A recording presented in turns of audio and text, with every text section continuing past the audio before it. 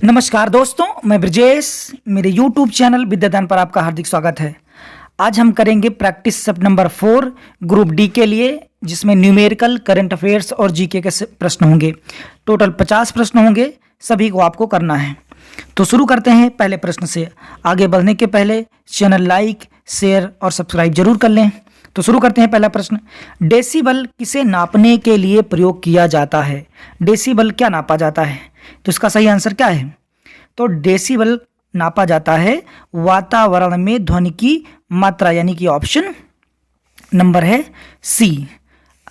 जैसे कि आपको पता होना चाहिए, मनुष्य की जो श्रव्य क्षमता है, यानी कितना सुन सकता है, तो मनुष्य 90 डीबी तक सुन सकता है। 90 डेसिबल तक इंसान सुन सकता है, मानव की क्षमता है। याद रखना कि जो ध्वनि होती है ये एक तरह की यांत्रिक तरंगें हैं। यांत्रिक तरंगें, ध्वनि क्या है? एक यांत्रिक तरंग है। और एक बात जो सबसे इंपॉर्टेंट याद रखनी ध्वनि के बारे में, ध्वनि पर दाब का कोई प्रभाव नहीं पड़ता। दाब का प्रभाव नहीं पड़ता है ध्वनि पर, इस बात को ध्यान रखें। अगले प्रश्न पर आते हैं। अगला प्रश्न है, थर्मोस्टेट का प्रयोजन क्या है? थर्मोस्टेट क्या है? सिंपल ये पूछ रहा है। थर्मोस्टेट क्या करता है? तापमान को नापता है, तापमान को बढ़ाता है, तापमान को स्थिर रखता है, या तापमान को विद्युत में बदलता है। थर्मोस्टेट का क्या काम है? तो आपने बोतल देखी होगी जो थर्मस वाली होती है, वो जितना टेम्परेचर रहता है उसको बनाकर ही रखता है। यानी थर्मोस्टेट का काम होता है तापमान को स्थिर रखना।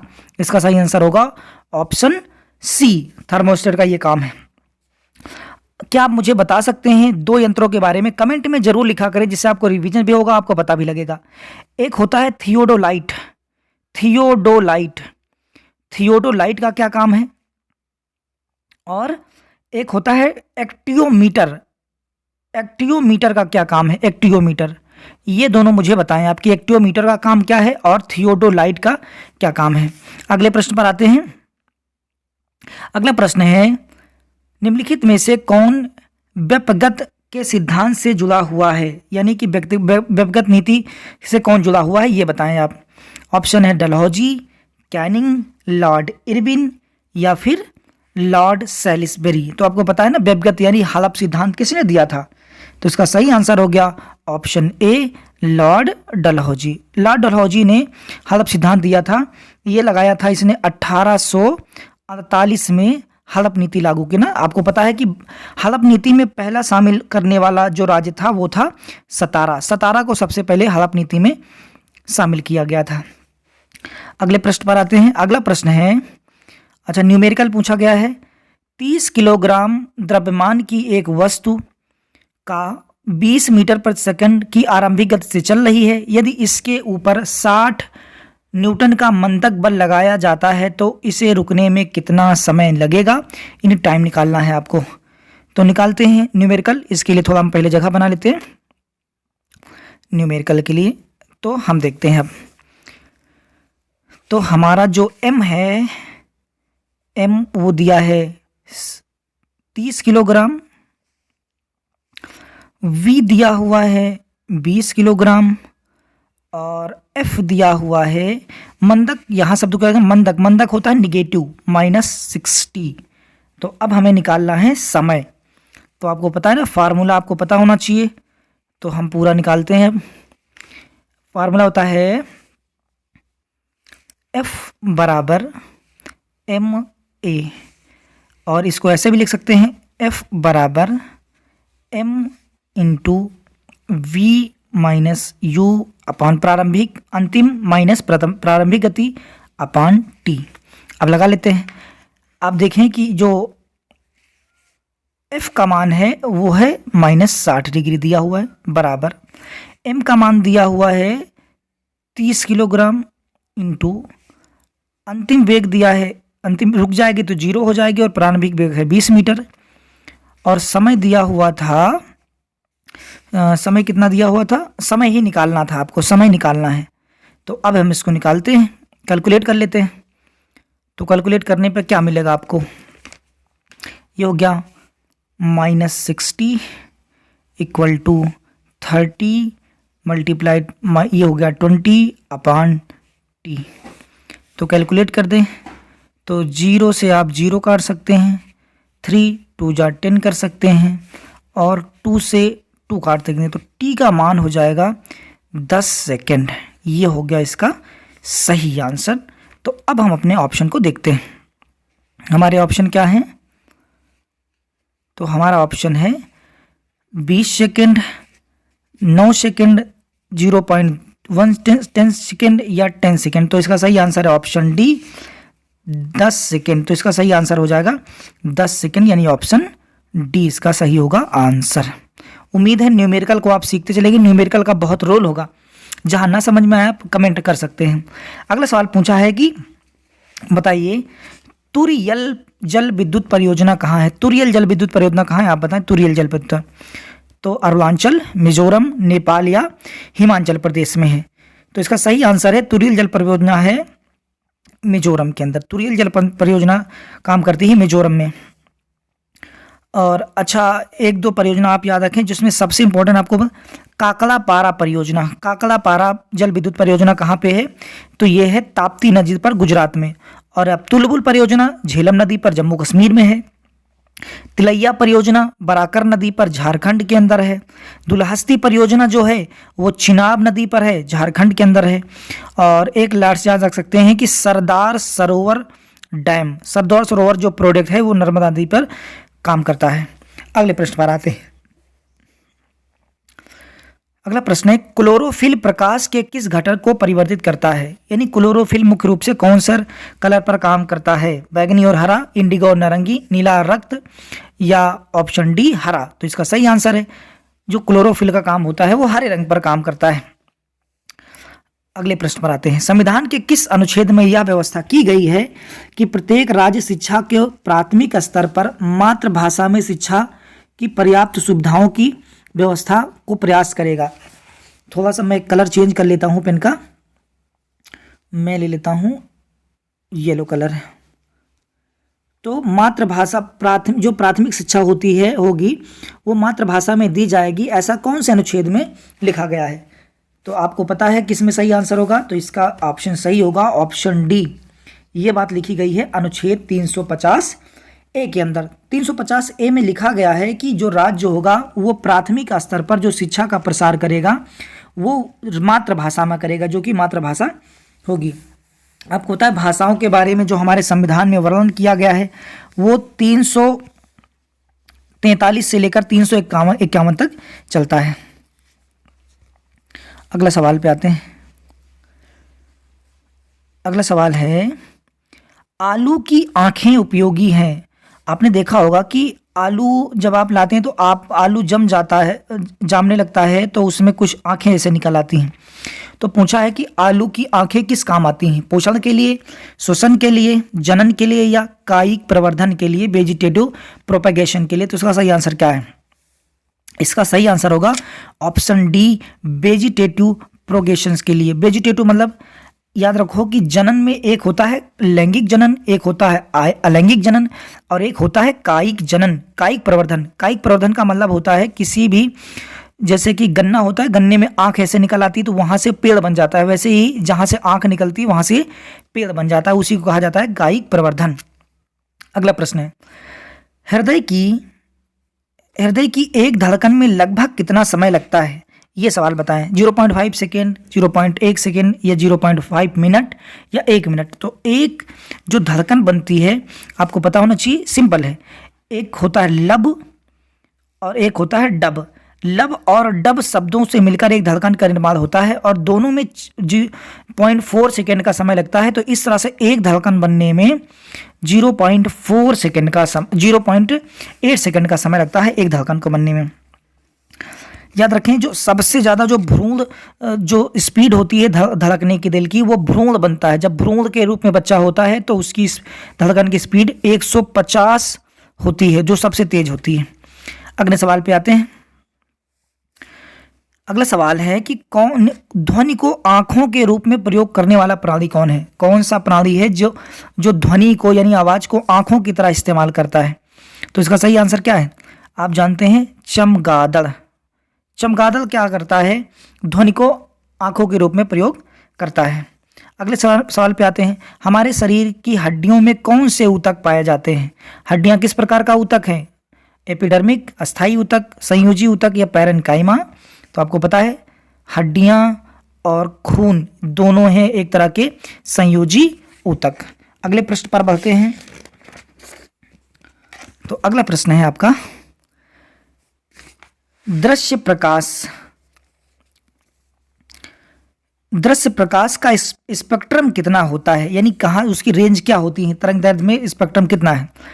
1300 एंगस्ट्रॉन से लेकर 3000 एंगस्ट्रॉन, या 3900 एंगस्ट्रॉन से लेकर 7600 एंगस्ट्रॉन, 7800 से 8000 एंगस्ट्रॉन, या 8500 से 9800 एंगस्ट्रॉन? तो इसका सही आंसर है ऑप्शन बी, 3900 से लेकर 7600 एंगस्ट्रॉन होता है दृश्य प्रकाश।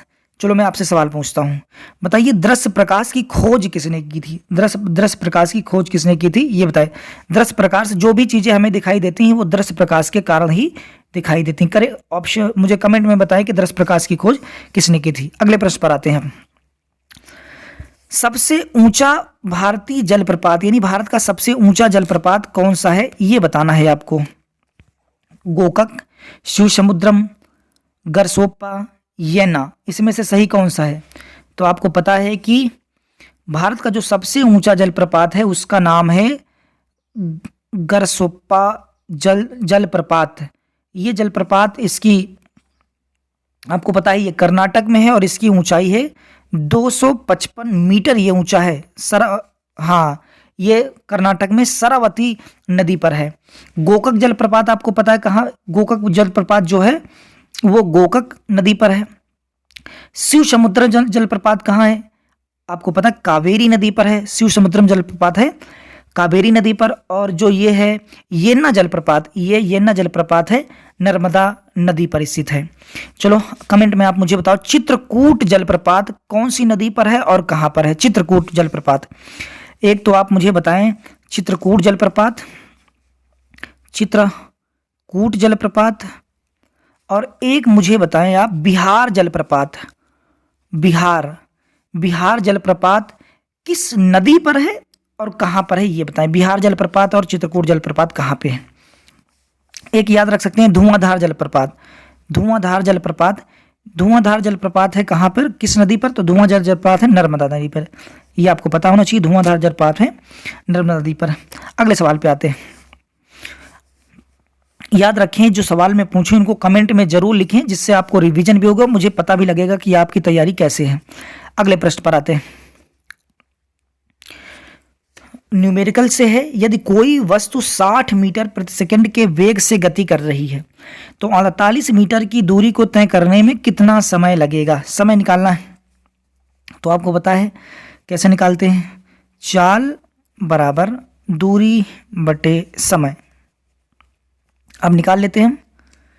चाल कितनी है? 60 मीटर प्रति सेकंड। दूरी कितनी है? 480 मीटर। समय निकालना है, सिंपल, यहाँ से आप इसको काट दें तो 6 × 48 यानी 8 सेकंड लगेंगे।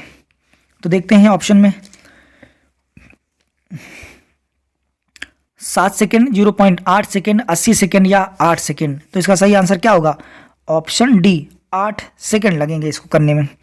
अगला प्रश्न है कि एक तत्व की परमाणु संख्या 20 है तो उसके रासायनिक गुण किस तत्व के समान होंगे, यानी वो इसमें से किस तत्व के समान मिलेगा? 20 है तो वो किसके समान होगा ये बताएं। तो ऑप्शन है बोरान 5, या आयरन 26, या बेरियम 4, या स्कैंडिनियम 21। तो इसमें किस तरह से होगा ये बताएं आप। तो देखें जो 20 नंबर है वो कैसे काम करेगा, तो इसको निकालने का तरीका बिल्कुल आसान है। अगर आप निकालना चाहें तो मैं बता देता हूँ। देखिए जब किसी भी तत्व को अगर आपको पता लगाना है, मैं इसे मिटा देता हूँ। तो जब भी किसी एलिमेंट को पता लगाना हो तो हम उसका लिखते हैं इलेक्ट्रॉनिक विन्यास। जैसे हमें 20 को पता लगाना है, 20 को लिखेंगे 2 8 8 2। जिसके भी इसमें से लास्ट में 2 आएगा वही इसका सही आंसर होगा। जैसे पहला लेते हैं, पहला है बी बोरान, पहले का होता है 5, तो 5 को लिखेंगे 2 और 3, तो ये नहीं आएगा। लेकिन अगर हम सी ऑप्शन उठाएं तो मिलता है। अगर 4 को बनाएं तो 2 2, यानी इसके लास्ट में 2 आ गया, तो ये देखो इसके भी लास्ट में 2 है। इस तरह से जब दोनों की कक्षाएं बराबर होगी तो इसका मतलब वो उसी कक्षा में आता है। तो जो जिसमें 20 परमाणु क्रमांक होगा उसी में 4 भी होगा, तो इसलिए इसका आंसर हो जाएगा ऑप्शन सी। अगले प्रश्न पर बढ़ते हैं। अगला प्रश्न है, पेचिस एवं इन्फ्लुएंजा रोग होते हैं किसके कारण? पेचिस और इन्फ्लुएंजा किसके कारण होते हैं ये बताना है आपको। तो बताओ, जीवाणुओं द्वारा, विषाणुओं द्वारा, या क्रमशः परजीवी एवं विषाणु द्वारा, या विषाणु एवं जीवाणु द्वारा। तो इसका सही आंसर क्या होगा? तो इसका सही आंसर होगा परजीवी एवं विषाणु द्वारा, यानी कि ऑप्शन इसका सही हो जाएगा ऑप्शन सी। पेचिस होता है परजीवी के द्वारा, प्लाज्मोडियम आपने सुना होगा, और इन्फ्लुएंजा होता है विषाणुओं के द्वारा। याद रखें, विषाणु से वायरस से कौन कौन से रोग होते हैं? वायरस द्वारा कौन कौन से रोग होते हैं? जैसे कि होता है एड्स होता है, एड्स के बाद इन्फ्लुएंजा होता है, पोलियो होता है, और पोलियो के बाद चेचक, रेबीज, डेंगू, खसरा, पोलियो, हेपेटाइटिस, ट्रकोमा, ये सब रोग होते हैं किसके कारण? विषाणु के द्वारा, यानी कि वायरस के द्वारा। आगे आते हैं अगले सवाल पर। अगले सवाल पूछा गया है कि बताएं, भारत के संघीय न्यायालय की स्थापना हुई थी, जो न्यायालय हमारा है उसकी स्थापना हुई थी, कब हुई थी ये बताना है। 1950 के संसद के एक अधिनियम द्वारा, भारतीय संविधान अधिनियम 1947 के अधीन, भारत सरकार के अधिनियम 1935 के अधीन, या भारतीय संविधान के द्वारा। तो बताएं, भारत का जो सर्वोच्च न्यायालय है उसकी स्थापना कब हुई थी या किसके द्वारा हुई थी? तो इसका सही आंसर आपको पता है, भारत शासन जो अधिनियम, भारत सरकार अधिनियम 1935 आया था उसके अनुसार हुई थी। आगे आते हैं अगले सवाल पर। ओजोन परत के अवक्षय का कारण क्या है? ओजोन किसकी वजह से ओजोन परत जो है उसका क्षरण हो रहा है? Chlorofluorocarbon, carbon dioxide, sulphur dioxide, या ईथेन? इसका सही आंसर क्या है? तो आपको पता है CFC, यानी कि क्लोरोफ्लोरोकार्बन, यानी ऑप्शन ए। CFC के कारण जो होता है ओजोन परत का क्षय हो रहा है। एक बात को यहाँ ध्यान रखें, ओजोन परत की खोज की गई थी 1985 में, इस बात को ध्यान रखना। 1985 में ओजोन परत को खोजा गया था। अगले सवाल पे आते हैं। ये आपका अगला सवाल, निम्नलिखित में से वह कौन सी गैस है जो हरित गृह प्रभाव के लिए मुख्यतः जिम्मेदार है? यानी जो ग्रीन हाउस गैस हैं उसके लिए मुख्य रूप से इसमें से कौन सी गैस जिम्मेदार है? ओजोन, ऑक्सीजन, कार्बन डाइऑक्साइड, या कार्बन मोनोऑक्साइड? याद रखें, सबसे ज़्यादा जो जिम्मेदार गैस है वो है कार्बन डाइऑक्साइड गैस, यानी कि option C. Option C, carbon dioxide जो मुख्य रूप से ग्रीन हाउस गैस के लिए जिम्मेदार है। एक सवाल ऐसे पूछता है कि बताइए, सबसे ज़्यादा मात्रा में कौन सी गैस जो है वो ग्रीन हाउस, सबसे ज़्यादा मात्रा में कौन सी गैस है जो ग्रीन हाउस के लिए जिम्मेदार है?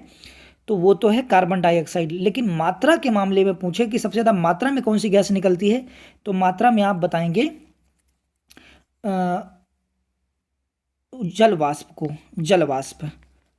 जलवाष्प जो सबसे ज़्यादा निकालता है, करीब 70% तक जलवाष्प ही होता है, बाकी कार्बन डाइऑक्साइड होता है। अगला सवाल है कि बताएं, व्यापक रूप से इस्तेमाल किया गया नाइट्रोजनी उर्वरक कौन सा है? कौन सा उर्वरक है जिसमें नाइट्रोजन की मात्रा सबसे ज़्यादा है, ये बताना है आपको। तो याद रखें, नाइट्रोजन की सबसे ज़्यादा मात्रा जिसकी 46%, 46% जो मात्रा होती है वो होता है यूरिया के अंदर। चलो सवाल देता हूँ आपको, बताएं कि यूरिया की खोज किसने की थी? यानी यूरिया आपको पता पहली बार बनाया गया था लैब में, तो यूरिया की खोज किसने की थी? और ये बताएं कि यूरिया में जो कौन सी विधि से यूरिया बनाई जाती है? यूरिया बताओ कि यूरिया कौन सी विधि से बनाई जाती है, ये 2 सवाल आप यहाँ पे बताएंगे। अगला सवाल आप पे आते हैं, प्रोटोजोआ से होने वाला रोग कौन सा है? बताएं। अभी मैंने वायरस से आपको बताया कई सारे रोग, तो अगला सवाल बताएं, प्रोटोजोआ से होने वाला रोग कौन सा है?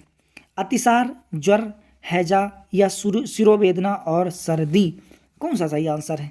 तो याद रखें, जो प्रोटोजोआ से रोग होता है उसको कहते हैं डायरिया। डायरिया मीन्स अतिसार। अतिसार रोग जो होता है वो डायरिया के कारण होता है। अगला सवाल पे आते हैं, मछलियों के यकृत तेल से किसकी प्रचुर मात्रा होती है? यानी मछलियों के जो लीवर होता है उसमें कौन सी जो विटामिन होता है वो निकलता है? आपको पता है मछलियों के तेल को कॉड कहा जाता है। क्या कहते हैं? कॉड। मछलियों को तेल को कहा जाता है कॉड। और मछलियों के तेल में मिलता है विटामिन डी। विटामिन डी पाया जाता है मछलियों के तेल में। चलो मैं बताता हूँ कि विटामिन डी की कमी से एक रोग हो जाता है ऑस्टियोमेलिशिया। ये बात ध्यान रखना कि विटामिन डी की कौन सी कमी से कौन सा रोग होता है? ऑस्टियोमेलिशिया। और बच्चों में इसी रोग को कहा जाता है रिकेट्स रोग भी कहते हैं। विटामिन डी का रासायनिक नाम आप मुझे कमेंट में बताएं, विटामिन डी का रासायनिक नाम क्या है? अगला प्रश्न है, निम्नलिखित में से कौन ऊर्जा प्रदान नहीं करता? किससे ऊर्जा नहीं मिलती? वसा, विटामिन, प्रोटीन या कार्बोहाइड्रेट्स? तो आपको पता होना चाहिए हमें विटामिन से किसी तरह की ऊर्जा नहीं मिलती है, यानी इसका सही आंसर विटामिन। सबसे ज़्यादा आपसे ऊर्जा पूछे किससे मिलती है? आप बताएंगे कार्बोहाइड्रेट से। विटामिन बी और विटामिन सी जल में घुलनशील हैं, बाकी विटामिन जो हैं वो वसा या कार्बनिक घोल में घुलन होते हैं। अगला सवाल है कि बताएं, मसालों की सुगंध और स्वास किसके कारण होती है? जो मसालों में सुगंध आती है वो किस कारण से आती है, ये बताएं आप। तेल, फिनॉल, एरोमेटिक अमीनो अम्ल या हार्मोन्स? किसके कारण? याद रखें, जब भी आपको कहीं पर शब्द मिला हो एरोमेटिक, तो एरोमेटिक का मतलब ही होता है सुगंध। एरोमेटिक का मतलब होता है सुगंध। तो जो सुगंध का कारण होते हैं वो एरोमेटिक में से नोबेल पुरस्कार पाने वाला पहला भारतीय कौन था? पहली बार नोबेल पुरस्कार किसे मिला था? सीवी रमन, बीएस नायपॉल, रविन्द्रनाथ टैगोर या मदर टेरेसा? कौन थी इसमें? तो आपको पता ना, सबसे पहले जो मिला था नोबेल पुरस्कार वो मिला था रविंद्रनाथ टैगोर को। रविन्द्रनाथ टैगोर को 1913 में नोबेल पुरस्कार मिला था। क्या मुझे कोई कमेंट में ये करके बता सकता है कि मदर टेरेसा को कौन से वर्ष में नोबेल पुरस्कार दिया गया था? अगले सवाल पे आते हैं। अगला सवाल है कि निम्नलिखित में से कौन सा जुड़वा नगर सही है? जुड़वा नगर कौन सा है? तो जुड़वा नगर किसे कहते हैं? याद रखें, और इसका ऑप्शन सही है ए, कोचीन और एर्नाकुलम। कोचीन और एर्नाकुलम को जुड़वा नगर के नाम से जाना जाता है। चलो एक सवाल मैं बताता हूँ, प्रिंस ऑफ वेल्स ये कहाँ स्थित है? आप बताएं। प्रिंस ऑफ वेल्स कहाँ पर स्थित है? Prince of Wales. और आप ये बताएं अगला कि लाल बाग कहाँ पर है? लाल बाग कहाँ स्थित है? ये एनटीपीसी में सवाल आया हुआ है कि बताइए लाल बाग कहाँ पे स्थित है। जैसे कि मैं आपको बता देता हूँ, निशात बाग। निशात बाग तो स्थित है जम्मू कश्मीर के अंदर। तो आप बताएं कि जो लाल बाग है ये कहाँ पे स्थित है। अगले सवाल पे आते हैं।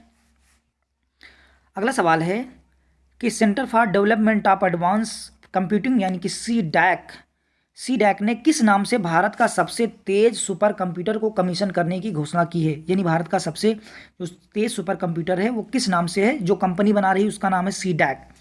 परम Siddhi AI, Pratyush AI, Supernova X400 या सुपरनोवा पद्मा एआई? तो इसका क्या नाम है जो सुपर कंप्यूटर बन रहा है? इसका सही नाम है ऑप्शन ए, परम सिद्धि एआई आर्टिफिशियल। ये भारत का सुपर कंप्यूटर है जो बनाया जा रहा है, जिसको सीडैक कंपनी बना रही है। अगला सवाल बताएं कि वर्तमान में जम्मू और कश्मीर की राजभाषा कौन सी है? उर्दू, अंग्रेजी हिंदी उर्दू, डोगरी उर्दू या इसमें से सभी? तो इसका सही आंसर है ऑप्शन डी, इसमें से सभी भाषाएं जो हैं वो जम्मू कश्मीर की राजभाषा में आती हैं। अगले प्रश्न पर आते हैं। अगला प्रश्न है, अमेरिकी नागरिक नाथन एड्रियन का संबंध किस क्षेत्र से है? ये बताएं आप। नाथन एड्रियन का संबंध किस क्षेत्र से है आपको बताना है। वो क्या है?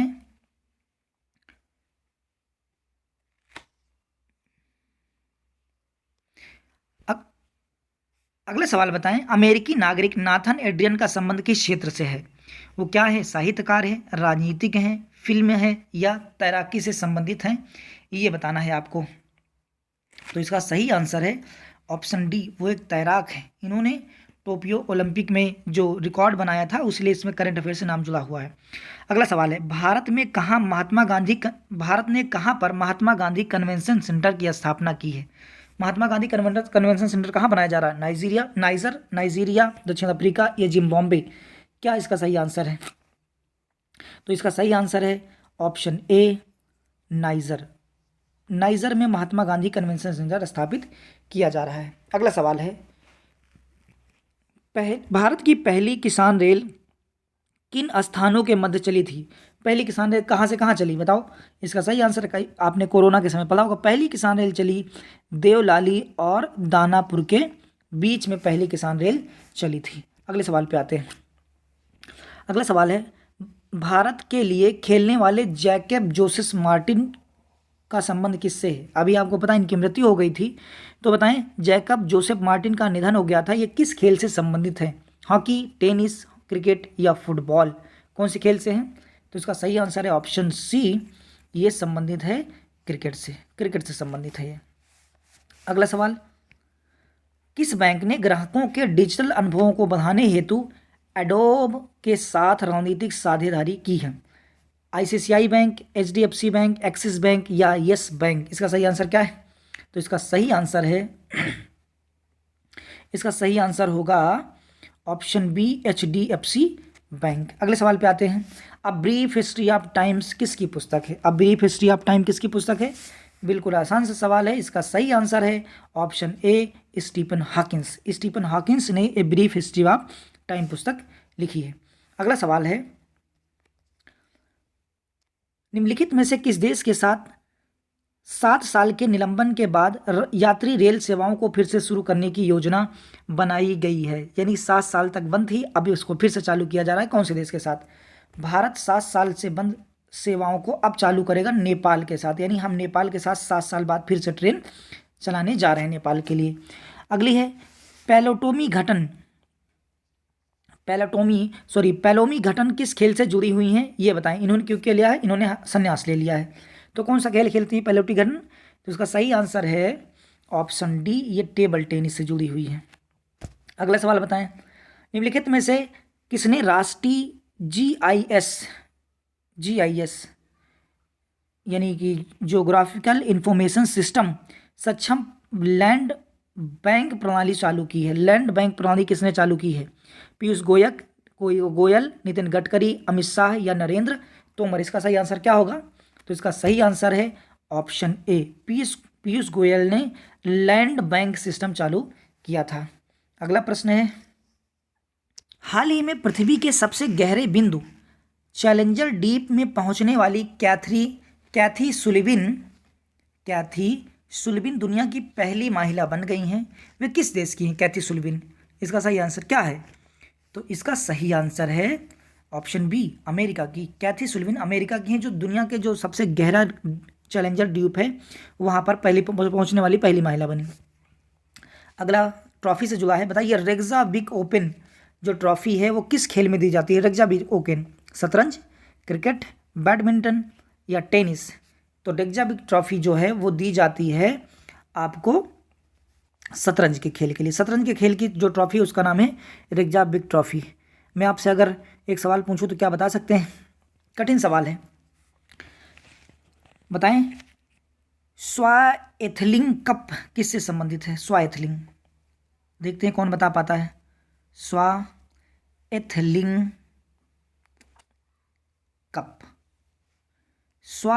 कप किससे संबंधित है ये बताएं, तो मुझे लगेगा आपकी तैयारी बहुत अच्छी है, ये बताएंगे आप। अगले सवाल पे आते हैं। अगला सवाल है, हाल ही में एडिडास का ब्रांड एम्बेसडर किसे नियुक्त किया गया था? एडिडास का ब्रांड एम्बेसडर किसे नियुक्त किया गया?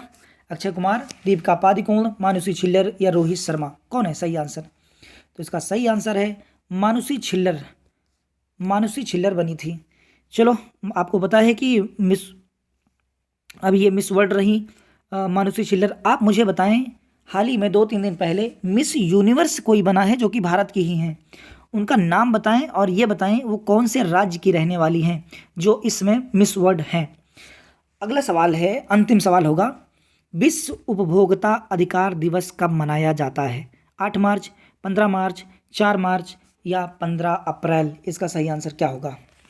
तो याद रखें, विश्व उपभोक्ता अधिकार दिवस मनाया जाता है 15 मार्च को, याद रखना 15 मार्च।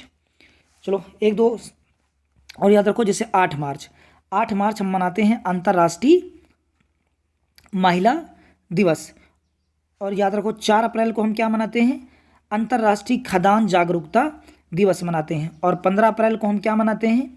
15 अप्रैल को मनाया जाता है विश्व कला दिवस। 15 अप्रैल को हम मनाते हैं विश्व कला दिवस। इस तरह है। एक इम्पोर्टेंट होता है 22 अप्रैल।